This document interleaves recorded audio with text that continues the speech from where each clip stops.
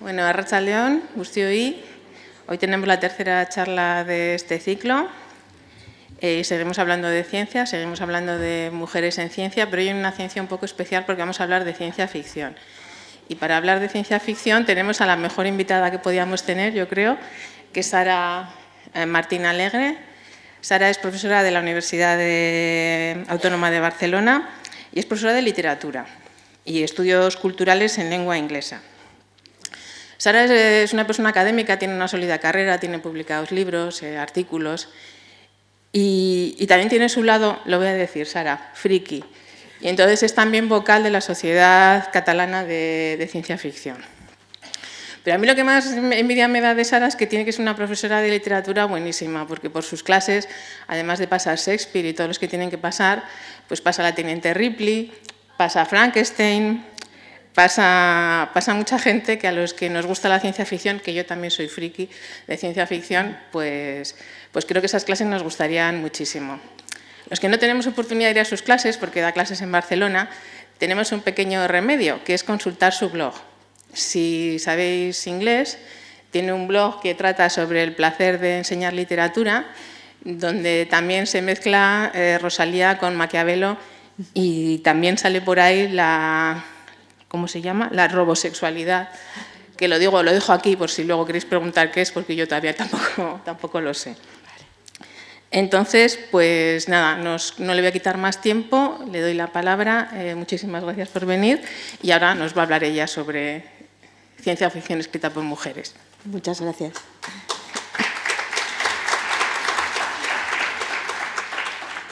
Bueno, tengo que empezar por lo obvio, que es agradecer vuestra presencia aquí. Tengo que decir que en el momento que me dijeron ¿quieres venir a dar una charla a Bilbao? Es que me faltó tiempo para decir que sí, porque os lo digo de todo corazón, yo creo que es mi ciudad favorita. Iba a decir que incluso después de Barcelona, pero no, por delante de Barcelona, que ya está imposible y no se puede. Bueno, esta debe ser algo así como la semana más friki de todo mi año, porque hoy estoy aquí hablando con vosotros de ciencia ficción, el sábado de robosexualidad, que es el uso de los robots para practicar sexo en la vida real y en la ciencia ficción, y el domingo sobre Harry Potter, que es otro texto que se me ha pegado y no se acaba de despegar. Bueno, como no sé muy bien si entre vosotros hay aficionados a la ciencia ficción o no, pues yo empezaré, bueno, pues si lo hay, voy a decir cosas obvias, y por si acaso no lo sois, y porque siempre va muy bien repasar estas cosas, voy a empezar desde abajo, que es dando una definición de lo que es la ciencia ficción, sobre todo porque veréis que hay muchas maneras de aproximarse y bueno, la mía es una y hay otras, ¿vale? Entonces, aunque mi charla se llama, o mi charla anuncia que hablaré de estas tres autoras, de Vandana Singh, de Nieves Delgado y de Karma Torras, lo haré, pero lo haré en la parte final y empezaremos por esta otra parte. Vale, pues empiezo por definir qué es la ciencia ficción, ¿vale? Y es un subgénero del fantástico que usa la ciencia y la tecnología como tema básico. Los otros géneros mayores del fantástico suelen ser, en la versión en la que yo trabajo, el gótico y la fantasía épica, como Juego de Tronos y tal. Vale. El término, en principio, lo inventó Hugo Gernsback, que era un emigrante de Luxemburgo y que fue el editor de la primera gran revista de ciencia ficción, y es un término que hemos heredado y con el que yo no estoy especialmente feliz, porque ciencia ficción como que no suena demasiado bien en ninguno de los idiomas en el que existe el término. Suele gustarme bastante más esta otra etiqueta, ficción especulativa, que la aportó a la cultura Robert Heinlein en 1949, y a lo mejor no sabéis quién es Robert Heinlein, pero es el autor de Tropas del Espacio, que igual sí que habéis visto y todo la película. Y me gusta mucho más la etiqueta ficción especulativa porque eso es lo que hace la ciencia ficción. La ciencia ficción especula. Y también me gusta decir que no es simplemente un subgénero de la literatura escrita, sino que es un modo narrativo. Un modo narrativo es una cosa mucho más amplia que se extiende por revistas, porque la ciencia ficción moderna empezó en relatos, por novelas, por cine, por series, por videojuegos, por cómics, por lo que queráis. Vale. El siguiente punto que me toca subrayar es este, es que la ciencia ficción, a diferencia de lo que cree la mayoría de la gente que tiene prejuicios, no es un modo narrativo o un género trivial, todo lo contrario. Yo estoy convencidísima de que es el único género que conecta con la realidad actual. Y ayer lo dije en la entrevista de la radio y lo digo muchas veces, los que leemos ciencia ficción no entendemos por qué el resto del mundo no lo hace. De hecho, no entendemos cómo el resto del mundo ve el mundo, porque lo que es la novela habitual habla de pequeñas crisis personales que sinceramente tienen poco interés o si ya son muy repetitivas y están tocando fondo. La ciencia ficción no habla del futuro, habla del presente y de sus consecuencias. Todos los autores de ciencia ficción dicen que si estuvieran hablando del futuro, a alguien se le habría ocurrido el teléfono móvil y a nadie se le ocurrió. Por lo tanto, la ciencia ficción no tiene valor profético. La ciencia ficción habla, por ejemplo, de cómo la ciencia está alterando el cuerpo humano. Y, lo subrayo, el valor profético de la ciencia ficción no importa. Importa lo que os decía, el valor especulativo y, desde luego, su valor divulgativo. Porque creo que estaremos todos de acuerdo en que sabemos muy poca ciencia. Y yo la primera. Yo me he apuntado a un par de boletines de estos de noticias científicas, a ver si me pongo al día, pero me inquieta mucho ver que sé tan poco. Y es una cosa preocupante, me preocupa muchísimo. Un científico siempre puede leer literatura, pero alguien de literatura difícilmente sabe ciencia. Bueno, lo que quiero corregir es que la ciencia ficción no es solo esto, ¿vale? La mayoría de gente, cuando le dices me gusta la ciencia ficción, enseguida entiende que lo que te gusta es esto. Y que conste que a mí esto me encanta, ¿vale? Es uno de los friquismos que no consigo quitarme de encima, aunque hay veces que, bueno, odio las películas, pero bueno, este es otro tema. Por lo tanto, lección, la ciencia ficción es muchísimo más amplia que lo que en inglés se llama la space opera. En castellano se llama la ópera espacial, no como muy bien, y yo voy a llamarla aventura galáctica para que nos entendamos, ¿vale? Esto es muy importante, pero no es ni mucho menos toda la ciencia ficción. Quizás habréis oído hablar de la diferencia entre lo que es la ciencia ficción dura, la ciencia ficción hard, que es la que tiene base científica sólida, contraposición con la ciencia ficción blanda o soft, que es la que no tiene base científica. Para que nos entendamos, los científicos ya han llegado a la conclusión que no se puede viajar más rápido que la velocidad de la luz, pero da lo mismo, el halcón milenario lo sigue haciendo, y esto sería un ejemplo de ciencia ficción soft. En la hard, por ejemplo, la de Alistair Reynolds, pues no se puede salir del sistema solar porque las naves no dan más de sí.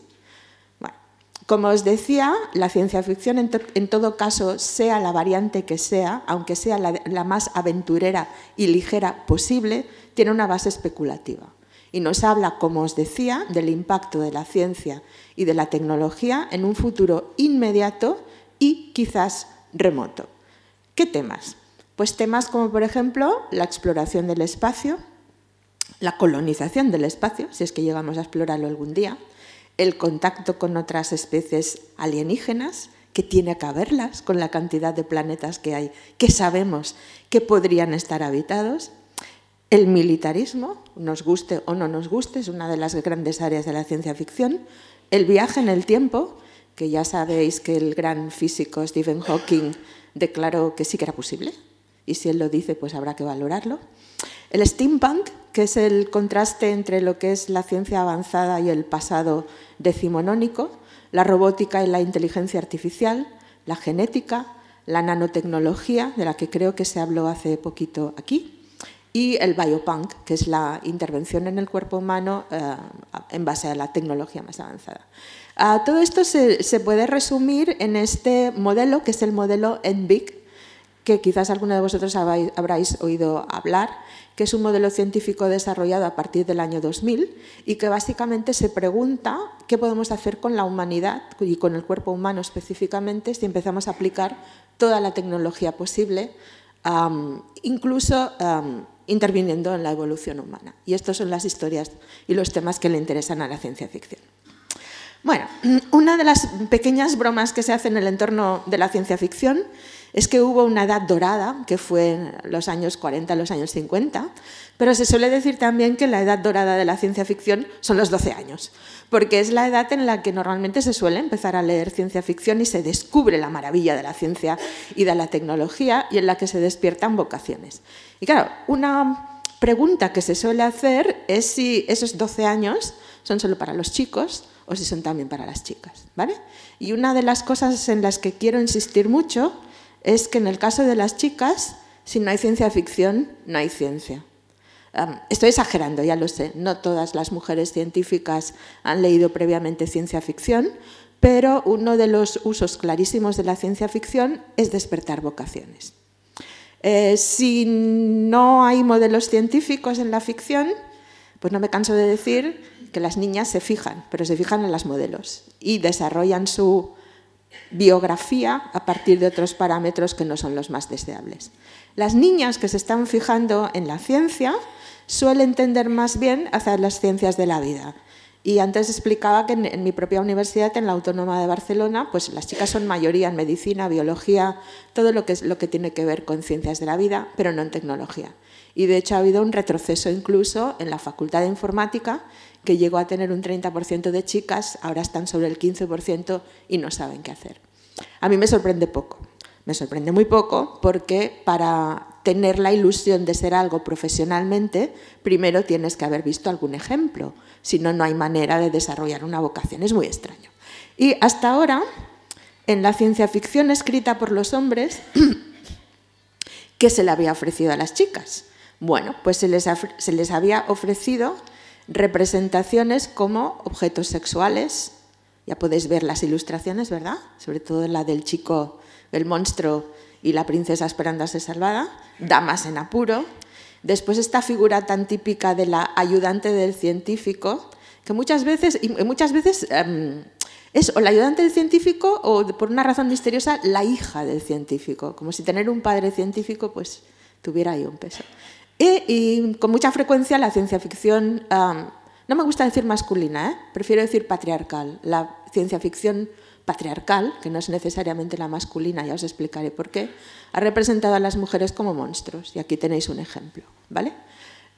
Podríais decirme, bueno, esto ya es muy antiguo, esto es entre los años 30 y los años 50, los años 60. Bueno, una cosa que es curiosa de constatar es que la ciencia ficción ha sido la puerta de entrada para la renovación de toda la representación de las mujeres en la ficción y más allá de la ciencia ficción, ¿vale? No sé si reconocéis los 5 ejemplos que os he puesto aquí.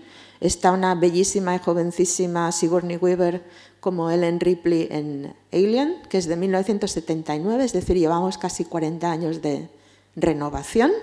Sarah Connor en Terminator, que es 1984, esta de hecho es la segunda. Me he olvidado de su nombre. Es la protagonista de Battlestar Galactica, pero ahora me he olvidado de su nombre, que al final resultó ser no exactamente humana, digamos. Y la protagonista femenina de Pacific Rim, la primera, porque la segunda no la voy a comentar. Y Ghost in the Shell, que hace poco se ha hecho un remake con Scarlett Johansson, que aparece en muchísimas películas de ciencia ficción. Bueno, ya podéis ver las imágenes. Son imágenes fuertes, imágenes más duras de lo que es la feminidad, pero continúa habiendo un elemento que no nos sacamos de encima, que es la sexualización y el tener que ser atractivas, además de ser heroínas muy competentes.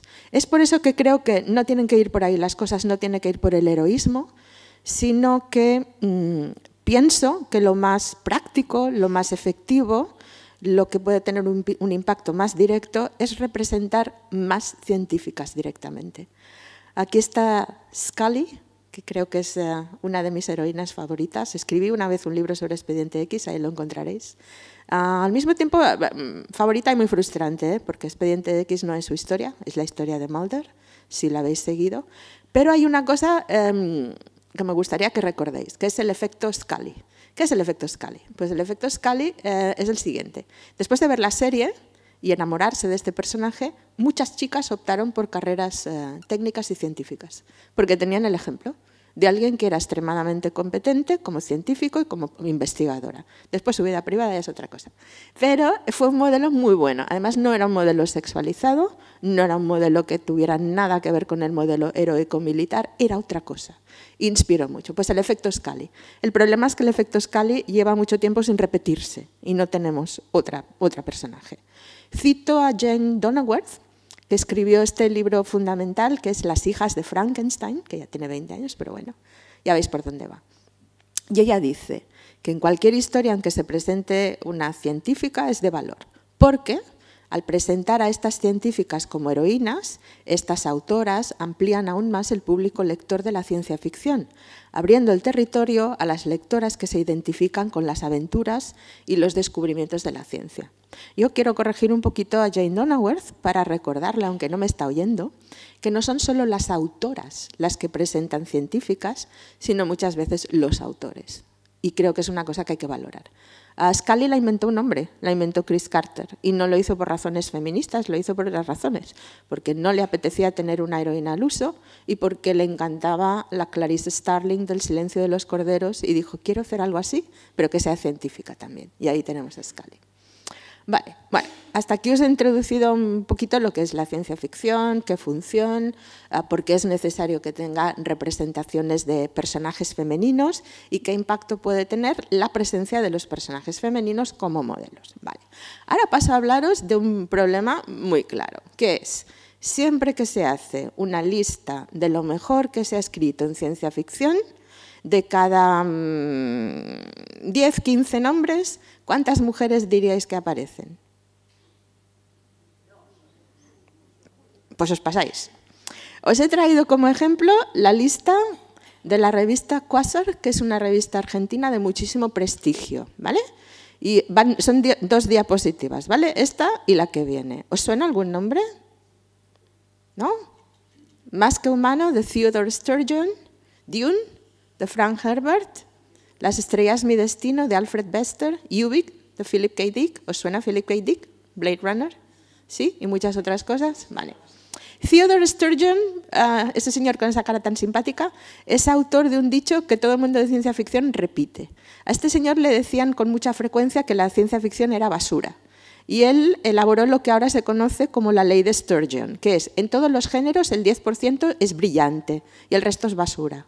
¿Vale? Y eso es la ley Sturgeon. Bueno, 4 señores.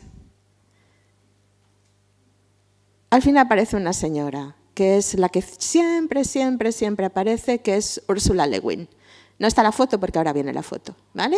Los otros señores que están aquí, Alfred Bester, a quien ya he nombrado, William Gibson, Frederick Pohl, Ray Bradbury y Isaac Asimov. Seguro que como mínimo Isaac Asimov os suena y seguramente Ray Bradbury igualmente habéis leído algo. Ursula Le Guin murió este año, en febrero, y ella es la que aparece citada en todas las listas. Esto es lo que Cristina Macía llama el efecto pitufina. ¿Vale? Pensad en los pitufos.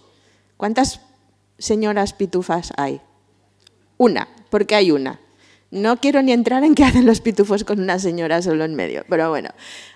Y eso es lo que Cristina Macía dice. Cuando tienes un grupo de autores y solo hay una señora, eso no es una normalización de las cosas, es el haber incluido a esta señora casi como hombre honorario. Es como decir, bueno, va, Ursula Le Guin es lo bastante buena como para decir, venga, la vamos a incluir en la lista de lo mejor. Ursula Le Guin, os decía, murió este año, tiene una carrera absolutamente extraordinaria. Yo os recomiendo de todo corazón La mano izquierda de la oscuridad, que he enseñado varias veces en clase y es una novela, a mí me parece increíble. The Dispossessed, los desposeídos. Y hay una cosa muy curiosa, a Ursula Le Guin no le gustaba especialmente que la definieran como autora de ciencia ficción. Ella se autodefinía como autora americana, queriendo decir autora literaria americana, porque no quería que nadie ninguneara la ciencia ficción. Es decir, no es que ella dijera la fantasía y la ciencia ficción que yo escribo no es lo bastante buena para ser considerada literatura, sino que ella decía, no entiendo por qué se hacen distinciones entre los autores según el tema que trabajen. Ella, por supuesto, no escribió solo ciencia ficción, escribió fantasía, ¿vale? Y en todos los casos lo hizo de maravilla. Bueno, Le Guin no era científica, pero sí que tenía en su familia, y su marido también, si no recuerdo mal, eran antropólogos y ella había bebido muchísimo de la antropología. Y para mí esa es la base de la vertiente humanista en la ciencia ficción escrita por las mujeres. La ciencia ficción escrita por mujeres no suele ser una ciencia ficción de conquista. De todo hay, ¿eh? Porque ahora, por ejemplo, estoy leyendo a Cameron Hurley y él tiene todos los tópicos de la conquista y tal. Suele ser una ciencia ficción de relaciones. Y ahí la antropología es muy importante, es para entender cómo te relacionas con otro, y ella lo que hace, y lo que hacen muchos autores, es extrapolar que el otro sea radicalmente extraterrestre, ¿vale? Pero va por ahí. Bueno, si os estáis preguntando qué hacen las mujeres en la ciencia ficción, pues voy a citar a Lola Robles, que es yo creo que la mayor autoridad no universitaria o incluso también universitaria en el mundo de la ciencia ficción española, y ella dice: es difícil creer que a las mujeres no nos interesa una literatura con tal potencial subversivo. Hemos llegado al siglo XXI, que soñó la sci-fi del XX. Ahora es el momento de plantear a través de este tipo de creación literaria cómo puede ser este nuevo siglo para nosotras.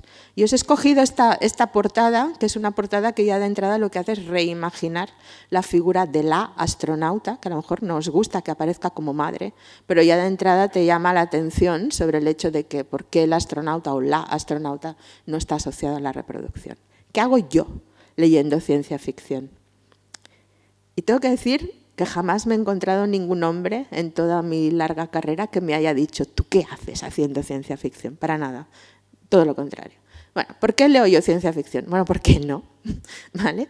Pienso que hay que leer de todo. Yo no leo solo ciencia ficción y siempre le enseño a mis estudiantes que el que lee solo una cosa va muy mal por la vida. Hay que leer de todo, ni que sea para poder decir por qué no te gusta. Después, porque la ciencia ficción tiene clásicos propios y no sé si se puede decir que uno es una persona de cultura sin, por ejemplo, haber leído a Ray Bradbury. Creo que no. Soy del tipo de lector que me encanta abrir un libro y no saber en qué mundo estoy. Y disfruto muchísimo del esfuerzo que hacen los autores para construir mundos, lo que se dice el world building. Y las novelas realistas, como os decía, me aburren soberanamente. Este año tengo que enseñar Jane Austen y créanme que estoy un poco desesperada. Como tengo que enseñar Frankenstein, pues estoy más contenta, pero me cuesta mucho. También leo ciencia ficción por feminismo, pero más que por feminismo os diría que por vocación de ver de una vez llegar el posgénero. ¿Qué es el posgénero? El posgénero es lo que ocurre en novelas como, por ejemplo, estas dos que os he presentado aquí.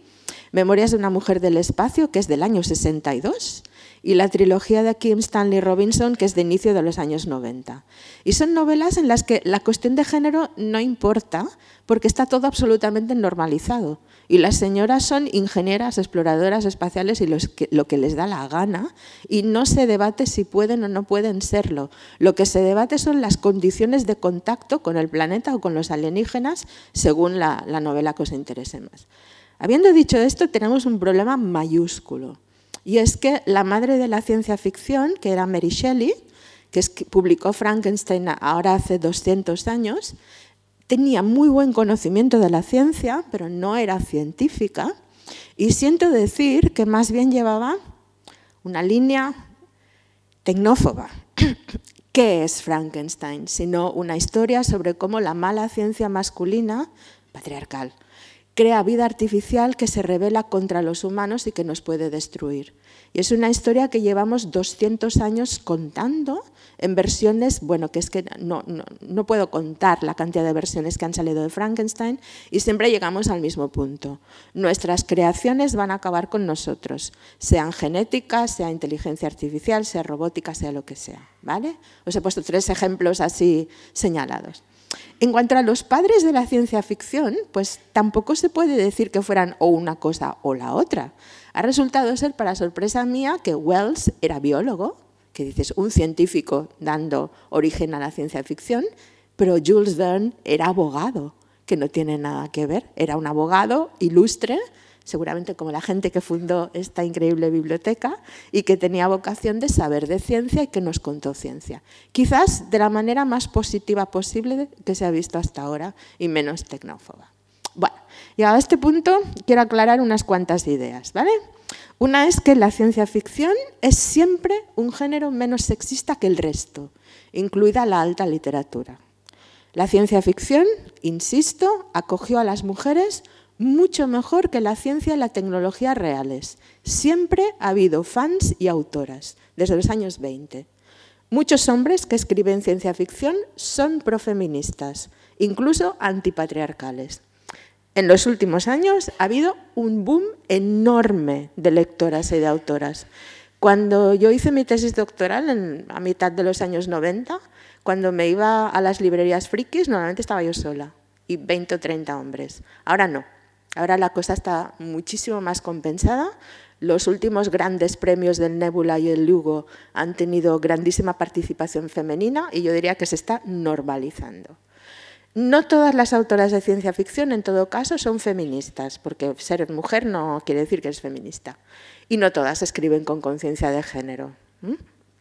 Pero sí que, y la otra cosa que quería comentar es que el grado de conocimiento directo de la ciencia entre los autores de ciencia ficción no siempre es alto.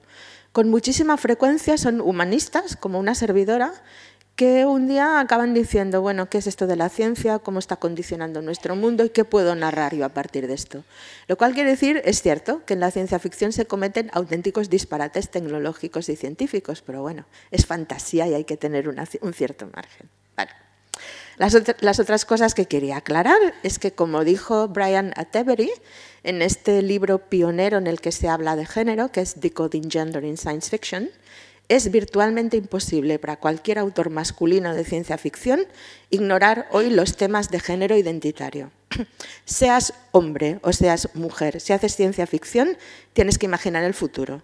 Y no puedes imaginar un futuro en el que el machismo sigue sobreviviendo. Al menos yo no me lo he encontrado. El 100% de los autores de ciencia ficción actuales imaginan un futuro post-machismo y en muchos casos post-género. Y creo que es un avance inmenso. Otra cosa que dice Brian Attebery es que una vez las mujeres subrayan su identidad específica, el género masculino se hace también visible. Eso es lo que yo me he propuesto hacer, explicar cómo funciona la masculinidad en las historias de ciencia ficción, que no se dé por hecho de que el astronauta es así porque es un astronauta, sino porque es un hombre, y que eso sea visible. Y una cosa que sí hay que decir es que el futuro de la ciencia ficción puede no ser machista, pero el acceso a los medios de producción hoy siguen siendo machistas, ¿vale? Por lo tanto, las historias que se cuentan son progresistas, pero la mayoría de gente que las cuenta son hombres. Y esto es lo que hay que cambiar, incluir más mujeres, sobre todo en las películas. ¿Qué habría pasado sin la crítica feminista? Si no hubiera gente como yo, que desde los años 60 empezó a decir, oye, perdona, es que en la ciencia ficción hay muchas mujeres, hay lectoras, hay fans, hay autoras, hay editoras, que también es otro papel muy interesante. Bueno, pues una cosa que habría pasado es que estaríamos convencidos de que las mujeres nunca escribieron ciencia ficción, y no es verdad, siempre han estado haciéndolo. Mary Shelley, la historia de la ciencia ficción sería incompleta, porque sería solo la historia de la ciencia ficción masculina, no la de la ciencia ficción en general. No habría tampoco una historia específica de la ciencia ficción escrita por mujeres, aunque tengo que decir que en eso tengo como una doble opinión. Creo que es muy importante escribir una historia de lo que han hecho las mujeres, pero creo que es muy importante escribir una historia integrada y que ya ha llegado el momento de decir, después de 40 o 50 años de explorar qué han estado haciendo las mujeres, podemos juntar las dos cosas, cosa que contradice totalmente lo que voy a hacer a continuación, que es hablaros solo de mujeres, pero bueno, es para que os queden unas cuantas imágenes, ¿vale? Y creo que la aportación más importante de la crítica feminista ha sido corregir el machismo, que era bastante general hasta los años 80, pero que al menos a partir de los años 80 los escritores toman conciencia. Después hay barbaridades, como la segunda versión de Blade Runner, que es un retroceso horroroso en relación a la primera, pero al menos ahora estamos en condición de criticarlas. Vale, y ahora sí que os voy a poner en apuros, porque os voy a enseñar autoras de ciencia ficción, ¿vale? Y os voy a enseñar un montón, ¿vale? A ver si os suena alguna. ¿Preparados? Y me diréis, una sí, claro, porque la he nombrado yo. Ursula Le Guin, Joanna Russ, Kate Willem, Alice Sheldon, que escribía con el seudónimo de James Tiptree Jr., y hubo un autor muy famoso, Robert Silverberg, que cuando leyó las historias de Tiptree dijo, esto sí que es escritura masculina de la buena, sin saber que estaba leyendo a una mujer. Bueno. C.J. Cherryh, y esta es otra estrategia muy habitual, la de usar siglas para disimular la autoría. Pat Cadigan, Connie Willis, que de momento nada, ¿no? Vale. Bueno, Marge Piercy, Pamela Sargent, Margaret Atwood, Sí, pero Margaret Atwood la conocéis por The Wrong Reasons, las razones equivocadas, que es la enorme influencia que ahora mismo está teniendo la distopía, que es una de las cosas que odio con más pasión en la vida, porque te impide ser creativo en relación al futuro. Y paro porque si no me embalo. Octavia Butler, Wanda McIntyre, Doris Lessing, que ganó el premio Nobel, pero a nadie que lee ciencia ficción le gusta la ciencia ficción de Doris Lessing, pobre mujer. Joan D. Vinch, Karen Jo Fowler, Lois McMaster Bujold, que creo que es probablemente mi favorita porque es tremendamente divertida. Y entre las más jóvenes que ahora mismo están escribiendo, Kathleen Goonan, Justina Robson, Anne Leckie, participación no blanca que está subiendo muchísimo, N.K. Jemisin, Nettie Okorafor, Young Ha-Lee, Cameron Hartley, Becky Chambers y Ada Palmer. La mayoría son americanas, británicas hay menos, algunas de ellas son británicas, Atwood es canadiense, pero la mayoría son americanas. Y ahora diréis, bueno, porque en el entorno anglófono hay tanta autora, es normal que haya diversidad, pero seguro que en castellano no hay tanta diversidad, ¿verdad? ¿Qué es lo que estaréis pensando? Bueno, allá van. Se ha editado este año el tercer volumen de Alucinadas, que son las antologías que están recogiendo lo mejor de la ciencia ficción escrita por mujeres actualmente. Y siento decir que no conozco ninguna en vuestro idioma.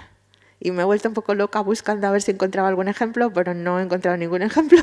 Así que de momento ahí tenéis a Elia Barceló, Lola Robles, Rosa Montero, Felicidad Martínez, Cristina Jurado, Sofía Rey, Ángeles Vicente, Susana Vallejo, Nieves Delgado. Y en catalán 3, Rosa Fabregat, Montserrat Galicia y Carme Torres. 3, las más increíbles, las más versátiles y las más sólidas en su carrera como escritoras de ciencia ficción, pero en absoluto las únicas, ¿vale?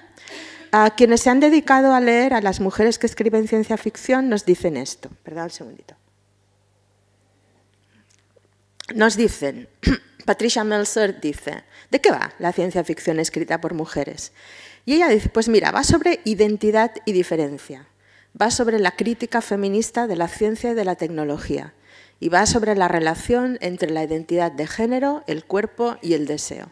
Tengo que decir que pocas mujeres escriben ciencia ficción hard, es decir, la que obedece estrictamente las reglas de la tecnología y la ciencia, y tengo que decir que todas estas cosas que Patricia Meltzer apunta, quizás tienen su encarnación más directa en esta mujer, en Octavia Butler, que murió en 2006 y que creo que cubre todos los frentes y que además es afroamericana y contribuyó a un discurso sobre el racismo absolutamente interesante.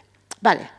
Bueno, antes de pasar a mis 3 autoras, os cuento muy brevemente que hay que distinguir entre autores de ciencia ficción con formación científica y autores con carrera científica, porque muchos tienen la formación científica, pero no consiguen desarrollar una carrera científica, ¿vale? Y he buscado el ejemplo más singular, que es el de Isaac Asimov. Isaac Asimov era por formación químico y se especializó en bioquímica. Lo empleó la Universidad de Boston en 1949 y lo hicieron titular en 1955. Pero él ya estaba escribiendo ciencia ficción desde hacía muchísimos años y llegó a un punto en que, como ganaba más dinero como escritor que como investigador, pues dejó de investigar. Total, su universidad lo echó. Y entonces llegaron a un acuerdo según el cual él podía seguir usando el título de profesor de la Universidad de Boston, aunque no hiciera investigación, ¿vale? Dio algunas clases testimoniales para mantener el título y claro, al final la universidad no tuvo más remedio que rendirse, porque ante la enorme importancia que tuvo Asimov lo acabaron haciendo catedrático de bioquímica, cosa que jamás habría sido por sus méritos de investigación. Claro, esto ahora es imposible en la universidad en la que vivimos, ¿vale? Bueno, aquí van mis 3 señoras. Os estoy utilizando un poquito de conejillo de indias, porque no son especialmente conocidas, pero tengo que decir que son las 3 potentísimas, ¿vale? La primera es Vandana Singh. Vandana Singh, cuando empecé a leerla hace 2 años, no la conocía nadie. Y ahora ya aparece en todas las listas de autores de ciencia ficción que están haciendo cosas muy interesantes, ¿vale? Y tiene muchas peculiaridades. Una de ellas es que es india, nacida en Delhi, habla hindi e inglés, que es la lengua en la que escribe ficción, y, atención, es doctora en física teórica. No solo es doctora, sino que es profesora, ¿vale? En este caso sí que tenemos una científica en activo. Trabaja en una universidad pequeña, pero bueno, es directora del Departamento de Ciencias de la Tierra y de Física y es investigadora ahora mismo del cambio climático, ¿vale? Y como autora está en activo desde 2002. Ella escribe relatos, pero unos relatos que es que no os podéis imaginar lo exquisitos que son. O sea, son pura literatura y creo que es lo mejor que puedo decir de ella. Ella sabe que soy muy fan. Y publicó este libro en 2002 que está desaparecido. Y os voy a decir de las muchas cosas que ha dicho esta que es muy interesante. La ciencia ficción es en potencia el modo literario más revolucionario que tenemos, porque nos obliga a ver lo que normalmente no vemos, hace que lo conocido sea extraño y lo extraño conocido. Y creo que es una defensa impecable de la ciencia ficción. Este es el segundo libro que ha publicado este año, en febrero, aunque los cuentos los ha ido publicando a lo largo de unos 10 años, y en una entrevista dijo esto tan bonito de: no puedo separar el impulso artístico que me lleva a crear mundos del placer que siento trabajando en física. Para ella no hay distinción entre la creatividad literaria y la científica. Y siendo india, ella indica que sus raíces literarias y culturales están en el Ramayana y en el Mahabharata, que son los 2 grandes poemas épicos de su cultura, pero fijaros lo que os dice. Para ella el gran referente fue Ursula Le Guin, ¿vale? ¿Os acordáis la que os he nombrado? ¿Por qué Le Guin? Bueno, y dice, lo que Le Guin demostró es que había un conjunto de mundos futuros e historias alternativas en las que gente como yo existía. ¿Qué quiere decir gente como yo? Pues quiere decir gente no blanca, gente no normativa, gente no occidental, gente no de clase media, gente no privilegiada, ¿vale? ¿Os acordáis de lo de la antropología que influencia a Le Guin, hace que cree una ciencia ficción humanista? Pues aquí está la siguiente generación recogiendo los frutos de esto, ¿vale? Y os voy a comentar muy brevemente uno de los mejores cuentos que hay en Ambiguity Machines, que es este, Requiem. Y para que veáis cómo está encajada la ciencia con la literatura, ¿vale? Este cuento parte de un viaje de investigación que Vandana Singh hace al territorio norte de Alaska, que os he marcado ahí en rojo, al territorio de los esquimales conocidos como Iñupiat, ¿vale? Y ella sitúa el cuento en un futuro próximo en el que los polos se han derretido en gran parte, en lo que se llama el Big Melt, y en el que el petróleo se ha acabado, ¿vale? Fijaros que no es un futuro Guerra de las Galaxias, es un futuro de pasado mañana, ¿vale? Hay rasgos futuristas, por ejemplo, la protagonista se llama Varsha y es una doctoranda que produce programas de realidad virtual para las gafas que sustituyen a las horribles gafas que hizo Google hace unos años y que todo el mundo lleva en el futuro, ¿vale? Y la historia tiene que ver con la investigación que Varsha hace de la desaparición en el mar de su tía Rima, que era ingeniera mecánica, investigadora de energías alternativas, y de su novio, que es un Iñupiat llamado Jimmy y que es biólogo marino, ¿vale? Y en este cuento la ciencia ha avanzado tanto que sabe seguro que hay lenguajes animales, ¿vale? Se conoce el lenguaje de los delfines y se conoce el lenguaje de otras especies. Aún no hay comunicación entre humanos y animales, pero se ha decodificado el lenguaje animal. Y Jimmy justamente lo que investiga es eso, la posibilidad de que haya comunicación entre especies. Y la crisis que narra el cuento se produce cuando las ballenas boreales, que son imprescindibles dentro de la cultura Iñupiat, reciben daño por culpa de la explotación petrolera, que es la causante del cambio climático en este cuento, y que ha alterado los patrones migratorios. Tengo que decir que esto casi no es ciencia ficción, es así, es lo que está pasando, ¿vale? Pero bueno, y entonces lo que sí que es ciencia ficción es que en este cuento las ballenas sabotean la nueva explotación petrolífera y esto viene a ser, yo creo que una fábula proanimalista, que es lo que creo que define este cuento en concreto, ¿vale? Un par de citas. Rima, que os recuerdo que es india, ¿vale? Admira a los Iñupiat y dice: es lo que la gente de Jimmy, su novio, siempre ha hecho, prestar atención a su entorno de un modo que hace que los científicos más observadores entre nosotros parezcan despistados, ciegos y torpes. Ahí tienes la crítica contra la ciencia que se practica ahora y que no tiene en cuenta las comunidades locales. Y ella dice, aunque es imperceptible para la mayoría, esta capacidad de comunicarse con el entorno físico es lo que originalmente les valió a los mayores de la tribu el respeto de los científicos. Es decir, la comunidad científica al final se da cuenta de que sí que es importante acoger dentro de la ciencia la sabiduría local de los propios esquimales iñupiat, porque para eso conocen su entorno. Y no se puede hacer ciencia desde una posición digamos, etnocéntrica blanca que impone unos patrones que no tienen nada que ver con lo que está pasando en el territorio del norte de Alaska. Ya veis que el debate no es un debate lejano, es un debate cercano, avanzado unos 10 o 15 años en el tiempo, ¿vale? Y Rima, que os insisto, es india y dice de su novio esquimal: él creció como yo rodeados de historias en las que los animales les hablan a los humanos y se hablan entre ellos cruzando puentes. Hay vínculos que acortan las distancias entre culturas. Quizás es lo mismo entre las especies, solo que los humanos no nos damos cuenta. Y de una sola pasada, lo que hace Vandana Singh es ligar culturas muy distantes geográficamente. La ciencia, la tecnología y el saber cultural, pero además el saber cultural de raíces míticas. Hacer todo esto en un solo cuento a mí me parece una cosa un poco menos que extraordinaria, ¿vale? Y el mensaje, para que veáis que hay un mensaje totalmente aquí abierto, Barsha le acaba preguntando a Vince, que es el esquimal que la guía en la investigación de la desaparición de su tía, ¿por qué no explicáis lo que está pasando con las ballenas? ¿Por qué no decís que son las ballenas las que están interfiriendo con la explotación petrolífera?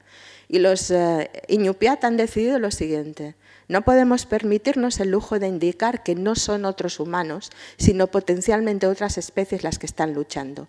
El hombre blanco casi acabó con las ballenas boreales en la época de los balleneros yanquis. ¿Crees que dudarán en intentarlo de nuevo?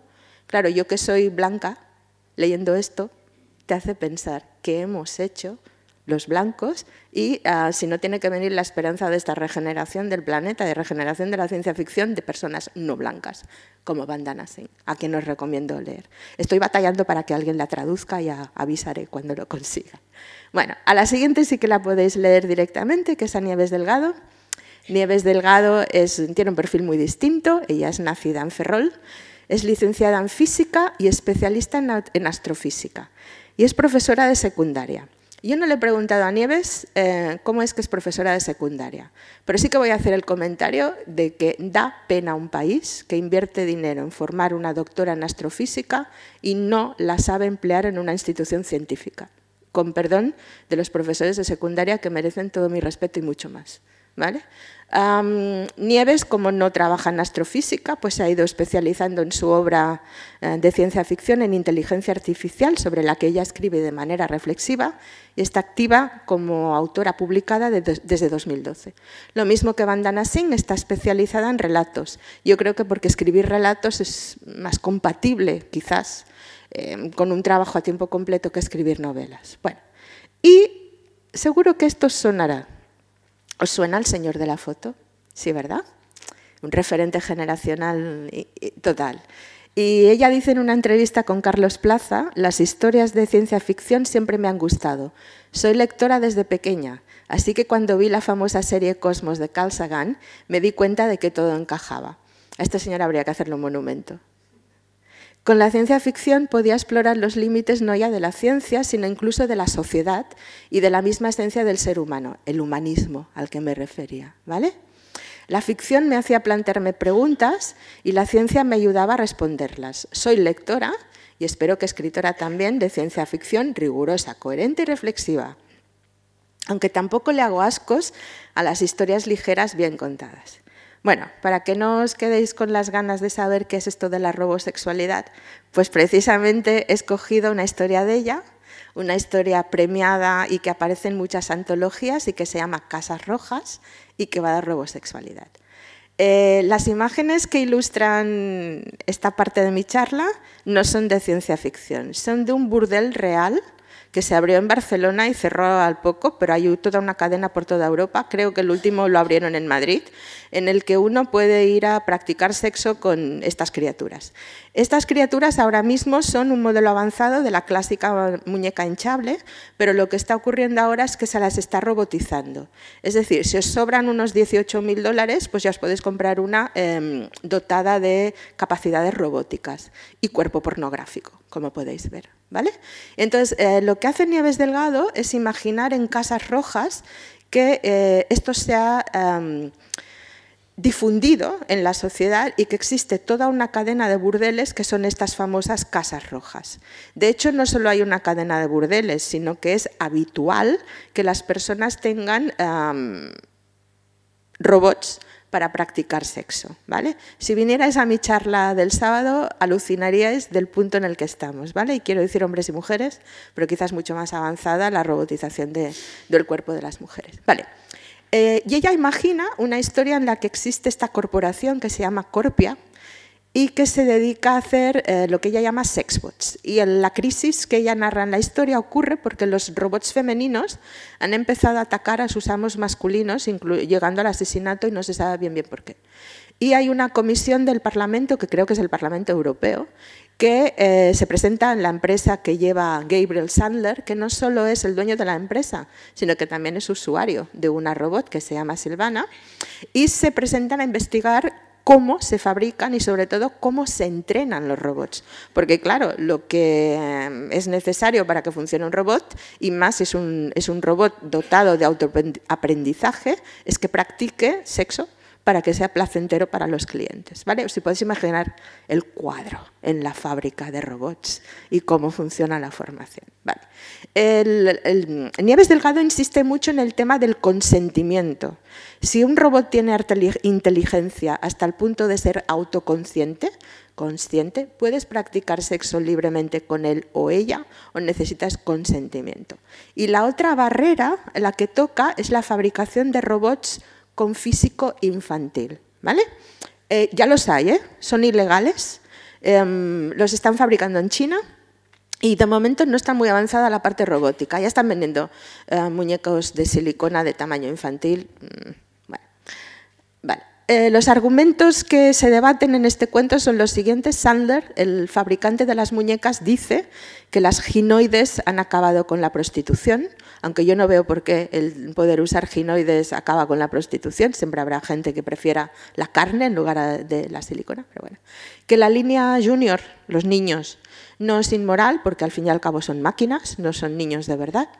Y que los robots, al fin y al cabo, se pueden distinguir claramente de los humanos porque llevan un tatuaje detrás de la oreja. Vale. Noah, que es la investigadora, le contesta: hay que respetar los derechos de los sexbots, hay que pedirle consentimiento a las ginoides antes del sexo y la línea junior es, sin duda, inmoral. Noah, de hecho, le acaba demostrando a Sandler que las ginoides están atacando por frustración. Y usa el propio robot de Sandler para demostrarle que son lo suficientemente inteligentes para entender cómo están siendo explotadas. Y esto que parece una cosa que igual os despierta una cierta sonrisa y pensáis qué exageración, qué barbaridad, os ruego por favor que cuando lleguéis a casa hagáis una búsqueda de sexbot y vais a alucinar mucho. Un par de citas que hay aquí. Sandler, ¿por qué Sandler prefiere a Silvana? Bueno, pues fijaros lo que dice. Porque con ella puedo tener todo lo que quiera sin dar nada a cambio. No tengo que negociar, no tengo que pedir permiso, no tengo que seguir las reglas sociales. Ella nunca me pedirá respeto, cariño o amistad. Es sexo puro, el estado más cercano a ser uno mismo que hayas probado jamás. Y estos son los argumentos reales que está utilizando la industria de la robótica sexual. Y Noah dice, puede, pero no es sexo real. Es solo una programación. Te devuelve exactamente lo que primero has puesto tú. Es una manera sofisticada de masturbación. No hay lugar para la sorpresa o el rechazo, no hay riesgo, no hay interacción. La conversación sigue y Sandler le dice, no sabes hasta qué punto estás equivocada, se puede programar el rechazo, incluso la resistencia. Podría tener una sexbot y violarla cuantas veces quisiera. Y sería perfectamente legal. Se puede programar cualquier cosa que imagines. Bueno, No entraré en más detalles sobre la resolución del cuento, pero el cuento es relativamente breve y en un espacio breve consigue incluir todo el argumentario que ahora mismo, solo 3 años más tarde, estoy leyendo cada día en la prensa británica y norteamericana, para que veáis la aplicabilidad de la ciencia ficción escrita por mujeres, en este caso con un ejemplo muy feminista, porque claro, una cosa que ella no considera es si a las mujeres nos interesaría tener sexbots masculinos, y parece que algunas sí, ¿vale? Esto ya sería otro debate. Vale. Mi tercera escritora es Karma Torras. Karma es amiga personal y sabe que estoy aquí publicitando su obra con gran complicidad. Karma es extraordinaria, no tengo otra palabra que es esta. Es una científica de primera línea mundial y esto hay que reconocérselo. Es investigadora del CSIC y trabaja en el Institut de Robòtica i Informàtica Industrial de la Universitat Politécnica de Cataluña. Por formación es licenciada en matemáticas, tiene un máster en informática y es doctora en informática.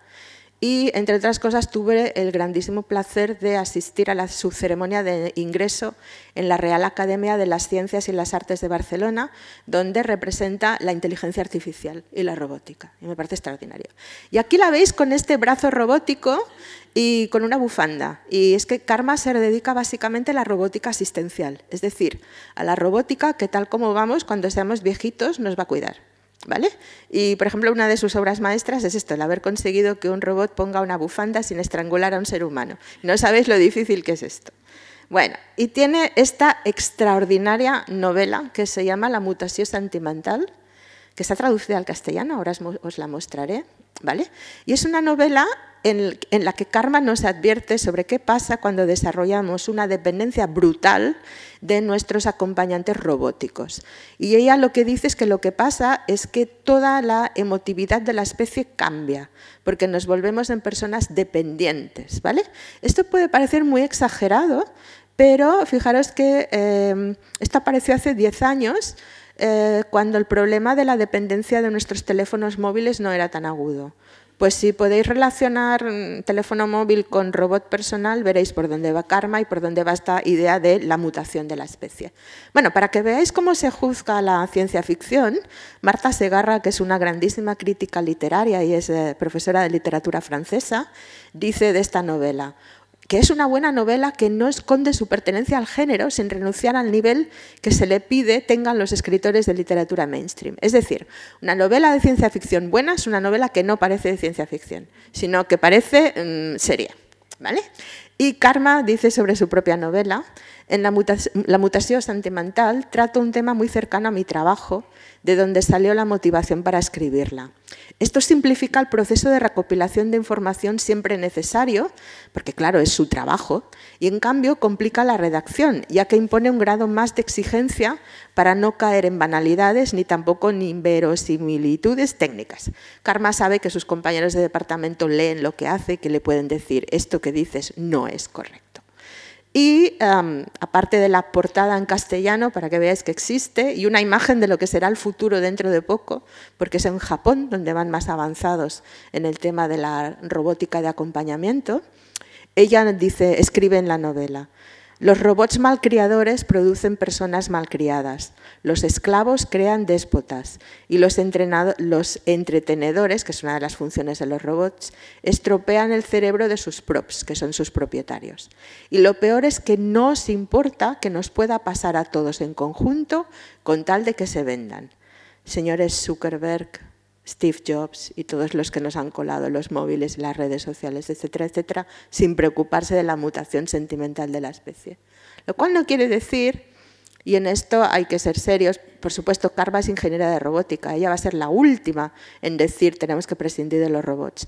Ella lo que está diciendo es hay que pensar cómo utilizamos los robots, porque van a tener un enorme impacto en nuestras vidas. Y ella dice esto, visto así es innegable que estamos viviendo una verdadera mutación de la especie.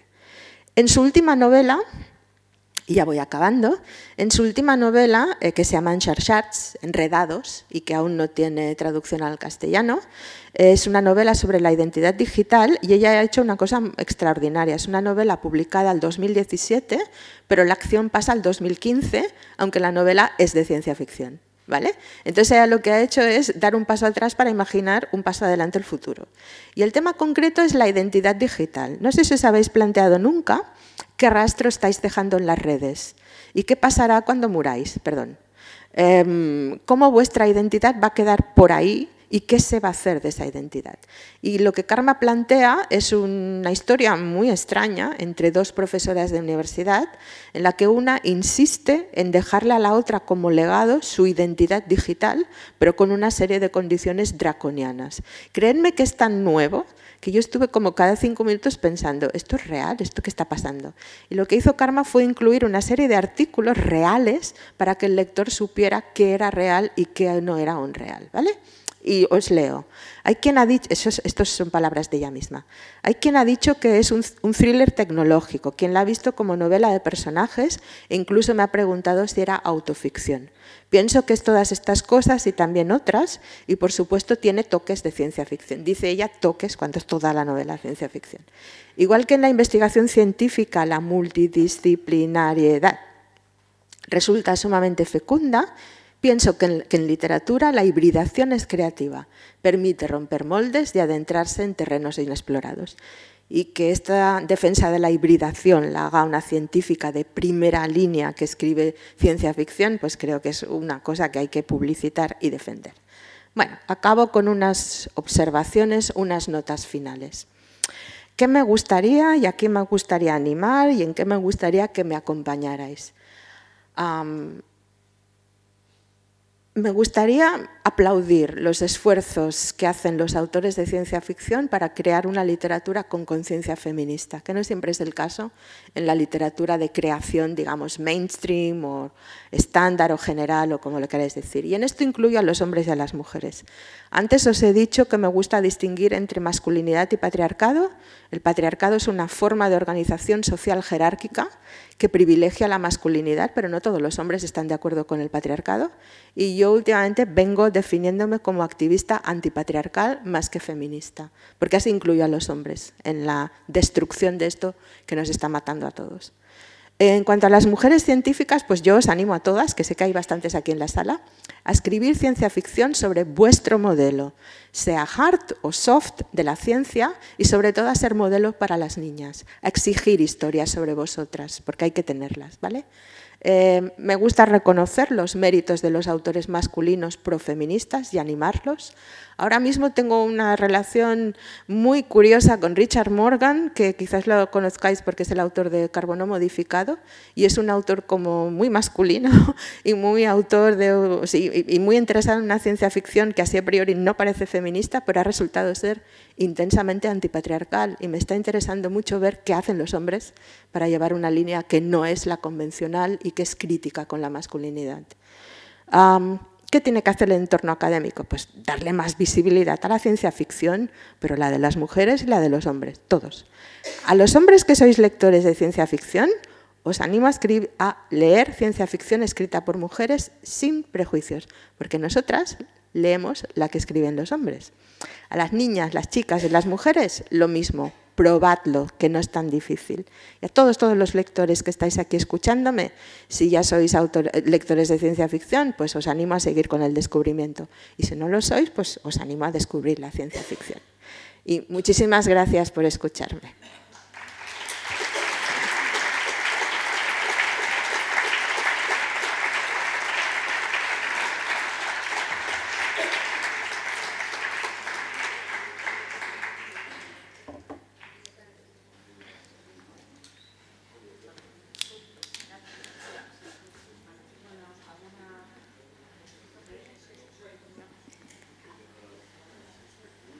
¿Ahora? Sí. Bueno, muchas gracias, Sara. ¿Alguna pregunta? Yo creo que soy un producto de la ciencia ficción, el que yo me he dedicado a la ciencia, porque yo cuando tenía 15 años no sabía si quería ser abogada, geóloga, juez o no sé, y acabo siendo geóloga, o sea que algo tuvo que ver Ray Bradbury, creo, en todo esto. Hay una pregunta. Sí.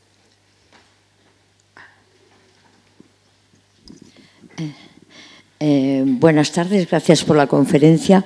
No tenía ni idea de que habría ciencia ficción donde se aplicaba No, de que había literatura, ¿cómo se llama? Literatura fantástica, pero que se podía aplicar a la ciencia, porque a mí la ciencia me parece una cosa muy seria, muy trabajosa, muy importante, muy interesante. Y no creía que eso, que es tan rígido en normativa para que sea ciencia, se podría utilizar en la ciencia ficción. Y más para dar como pequeñas lecciones para potenciar, pues, no solo a las mujeres, sino también a otras cosas, ¿no? A los científicos, a las científicas y que las niñas podrían leerla, pero no sé, me parece que como para niñas que no habrá todavía formatos más que puedan entender las niñas. Bueno, me refiero a niñas de 12 años para adelante o 13, ¿no? Creo que no habrá formatos, será más bien para adultos, ¿no? ¿Cómo es eso? Al contrario, la ciencia ficción para lectores juveniles es una de las ramas que está creciendo más y de hecho te diré que, por ejemplo, en catalán casi te diría que es la rama más potente. Montserrat Galícia, una de las autoras que he comentado, está especializada en lectores juveniles y yo te diría que sí, de niños y después la franja entre 12 y 18.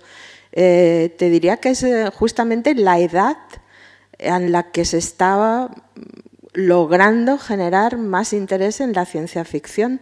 Y esto que dices tú, que la ciencia es tan seria y tal y cual, pues yo creo que la ciencia ficción nos ha creado un problema muy curioso, que es tan interesante y tan fascinante y tan rica que la evolución real de la ciencia y la tecnología parece lenta y aburrida. O sea, en la ciencia ficción, en la trilogía de Marte que os he comentado, esta que os he dicho, esta es posgénero, en esta trilogía ya hemos colonizado Marte, está terraformado, ya está, ya sabemos cómo va a ser. Y sin embargo, si lees hoy la prensa, estamos aún pensando en que habrá que volver a la Luna para poder ir a Marte quizás dentro de 20 años. Sí, ¿verdad? O sea, que se ha producido un poco el efecto de es que la ciencia ficción va tan rápida que no podemos seguir el paso. Que es curioso. De res.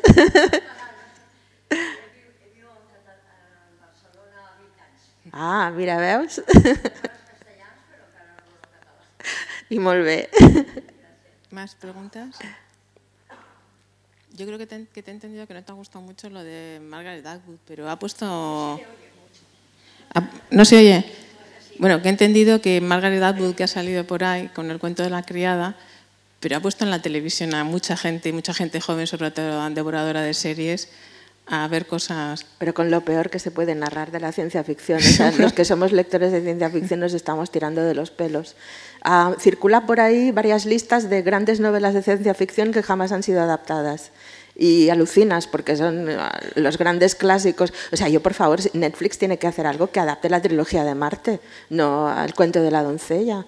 El cuento de la doncella es una barbaridad, para mí secretamente patriarcal, porque lo que hace es que te regodees viendo señoras torturadas, y si lees la trilogía de Marte lo que hay son debates sobre cómo hay que terraformar el planeta, si siguiendo un modelo propiamente marciano o copiando el modelo de la Tierra. Intervienen mujeres, me parece mucho más interesante eso. Entonces, Margaret Atwood es muy mala haciendo ciencia ficción. Suele pasar con los autores más literarios, que además ella ha llevado una batalla durante muchos años, ha negado que era autora de ciencia ficción, al final se ha rendido a la evidencia y se ha llegado a presentar como autoridad de la ciencia ficción. Y no todo el mundo lo lleva bien. Entonces a mí me duele mucho que a tanta gente le interese el cuento de la doncella, porque me parece que es horroroso. Pero bueno, todo mi opinión. Tantas cosas interesantes que leer, me dices. Cualquiera de las que os he mencionado, menos ella. ¿Y dónde encontraría una lista de libros para adolescentes y adolescentes? Es que, a ver, ¿sabes qué pasa? Yo trabajo en lengua inglesa. Entonces, en lengua inglesa el problema es la abundancia criminal de recursos. Criminal en el sentido de que no sabes por dónde navegar con tanto recurso. En castellano, pues la verdad es que no te lo sabría decir. Lo que sí que hay una base de datos increíble que se llama la Tercera Fundación y allí lo tienen todo. Ahora, listas específicas no sabría decirte, no lo sé. Lo que sí que os digo, la presentación que os he ofrecido hoy, tengo la intención de colgarla en internet y ya le pasaré a las compañeras, ¿vale? Por si alguien dice, uy, todos estos títulos y estas señoras y tal, ¿eh? ¿Vale? ¿Alguna pregunta más? Aprovechar. No. Bueno, pues si no hay más preguntas, darte, sí.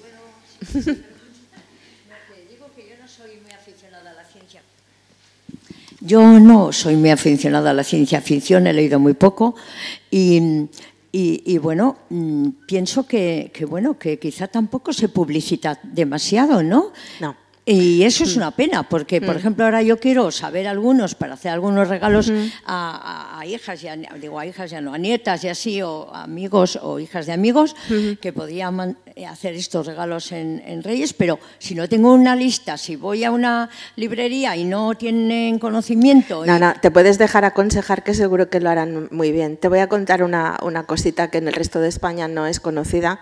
En Cataluña...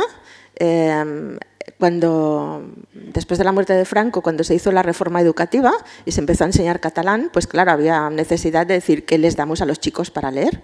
Y se escogió una novela de Manuel de Pedrolo, que es uno de los grandísimos autores catalanes, absolutamente prolífico y diverso, una novela que se llama Mecanuscrit del segon origen, Mecanuscrito del segundo origen, que es del año 74. Todos la leímos, es una novela que lleva 1,5 millones de ventas, lo cual quiere decir que todo el mundo que habla catalán tiene la experiencia de haber leído un relato sobre una invasión extraterrestre que extermina toda la vida en la Tierra, excepto la de una chica blanca y un chico negro, que son catalanes, pero para eso es una novela catalana, ¿vale? Y es un relato maravilloso e increíble. Yo he tenido el placer de traducirlo ahora al inglés, justamente para darlo a conocer, y creo que esto nos distingue un poquito en el sentido de que a los 14 años tenemos ahí el Mecanuscrit y hay gente que dice, pero esto no es ciencia ficción, y dices, vamos a ver, si hay una invasión extraterrestre, ¿cómo no va a ser ciencia ficción? Porque es muy realista y se ve Barcelona destruida y todas estas cosas así. Y claro, ya es una manera radical de cortar los prejuicios, que es incluir una novela de ciencia ficción como lectura en secundaria, y a partir de ahí ya tienes a tus lectores y a tu normalización. Y esto nos pasó. Y luego tampoco estarán todos traducidos, ¿no? Muy poco. No, y obras, a ver, aquí vivimos de las traducciones del inglés, cosa que me parece bastante lamentable, y entonces no sabemos lo que se produce aquí, que es muy interesante. Estoy de acuerdo contigo en que se publicita poco, son círculos pequeños, y hay días que tengo la impresión de que hay menos lectores de ciencia ficción que de poesía, y a lo mejor no estoy equivocada. Sí, pero hay... Sí, bueno, sí. Creo que ahí hay una pregunta. Sí, ¿dónde? Ahí, señor.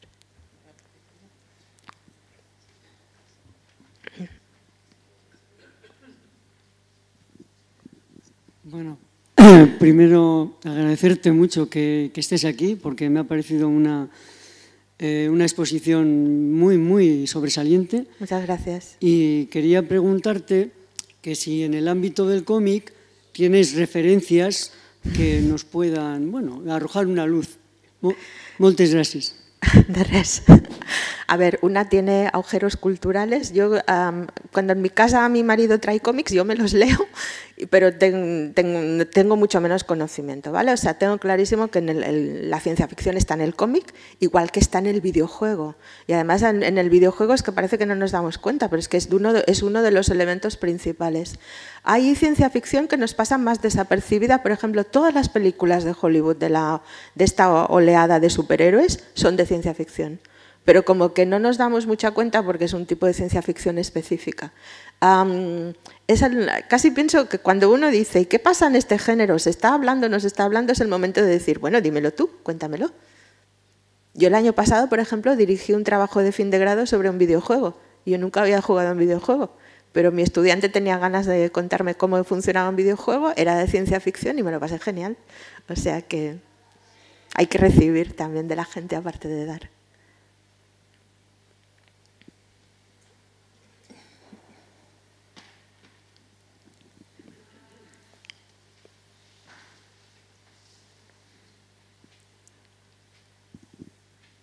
Hola, bueno, primero decirte que me ha gustado mucho la conferencia. Gracias. Y bueno, después de que has hablado de la ciencia ficción y de los mundos posmachismo y posgénero y cómo es un género literario que cada vez atrae más a adolescentes, mi pregunta es, ¿en qué momento hay esa ruptura de los 12 años en que leen relatos e historias posgénero a que llegan los 18 y en las aulas de ciencia y tecnología, pues sobre todo en determinados sectores, nos encontramos esa ausencia de mujeres y esa ausencia de chicas? ¿Dónde está esa ruptura o cómo? Voy a decir una cosa muy fea y me voy a arrepentir porque esto lo están grabando. Es cuando empiezan a salir con chicos que la cosa se estropea, ¿vale? A ver, ahora estoy haciendo un poco de broma, pero a los 12 chicos y chicas están abiertos a muchas cosas, ¿vale? Cuando las chicas empiezan a entender que a ciertos chicos no les gustan las chicas con vocación científica o tecnológica, se retiran. A veces se retiran ellas solas, ¿vale?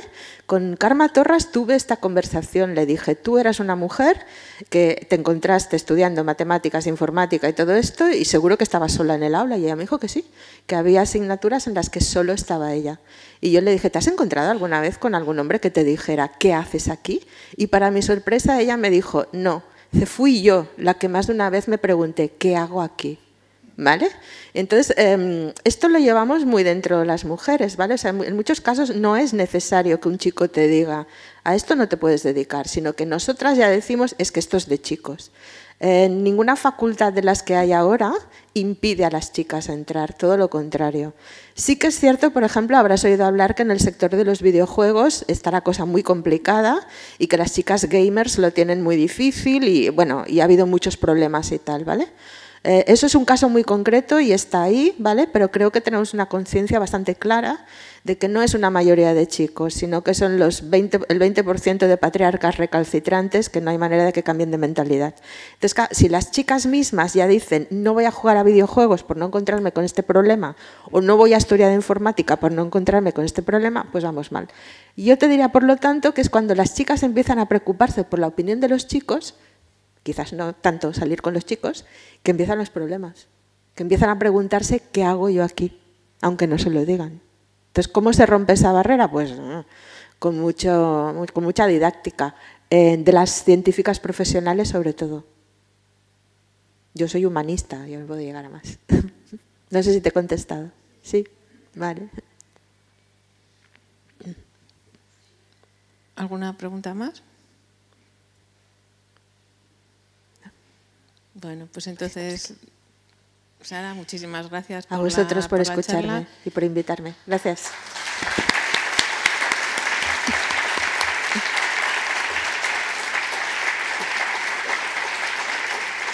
Y antes de que os vayáis, recordaros que la semana que viene acabamos el ciclo y va a haber una conferencia sobre mujeres ingenieras. Y gracias por venir.